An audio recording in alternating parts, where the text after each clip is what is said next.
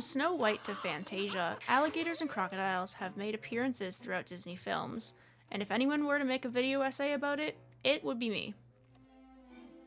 While I almost always notice if there's a crocodilian feature in a film, I have to admit Snow White went entirely over my head.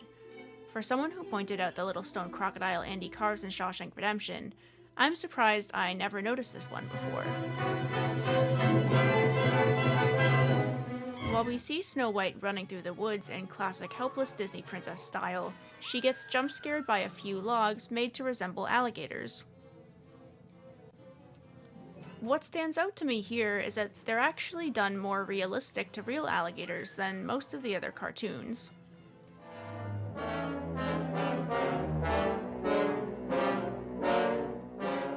Looking at this clip from Disney's Prowlers of the Everglades, we can see distinctive features such as dark gray and black coloration, downward-facing teeth, and eyes on the top of the head facing mostly sideways.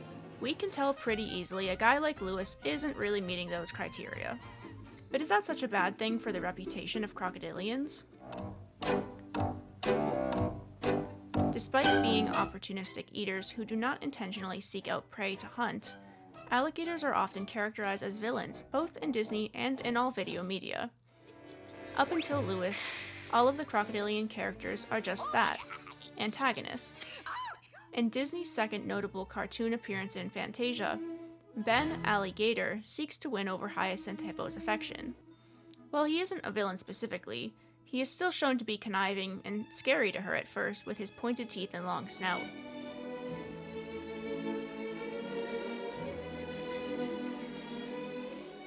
But after dancing for a bit, he seems to get her to like him.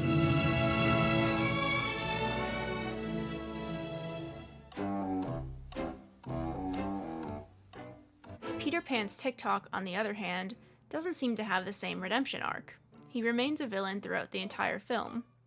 Interestingly though, he isn't Captain Hook's sidekick. He keeps trying to eat him. But he isn't on Peter Pan's side either. He is simply a raw, chaotic neutral force. I'll say this is...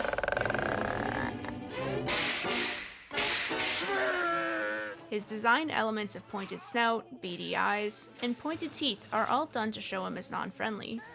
And they're actually quite similar to the way crocodiles look in real life, with the addition of a bit of saturation. Sorry Ben, for an alligator, you aren't quite making the cut here. I know that tune! Dipper-mouth blues! And Lewis from Princess and the Frog is no exception either, although he completely changes the game of crocodilian representation.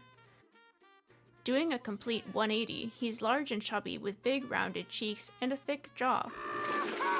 Where you been all my life? Where did you learn to play like that? Why, the Bayou's the best jazz school in the world. And of course, he plays his signature trumpet. A fun, non-threatening hobby. The prop alone takes his cuteness level up a notch, and despite the still pointy teeth, we can all agree Lewis is quite the lovable character, even if the people in the band don't seem to think so at first. Come on guys, give him a chance. Experience has taught them to pay special attention to the thick beds of water lilies, and for good reason. The silent prowler of the Everglades. Of course, I'm a little bit biased as the biggest alligator lover of all time, but having positive crocodilian representation is really important and true to what Walt would have wanted. While any animal considered a predator seems really scary to humans at first, people have historically used that as justification to hunt and kill the keystone species. While it's hard to believe now, did you know that back in the 50s and 60s the American alligator was almost hunted to extinction? Disney making films like Prowlers of the Everglades shows that his vision was really founded on caring about animals, even the scary ones.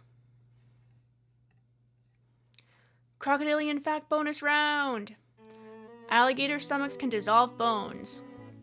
Alligators can go through 3,000 teeth in a lifetime. Gharials are. Alligators are a keystone species, meaning without them, their environment would be severely affected or destroyed.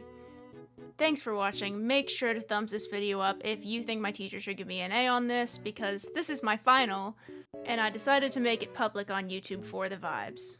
I've never done a video essay before, so please make sure to comment with feedback, and I'll see you guys next time. See you later, alligator.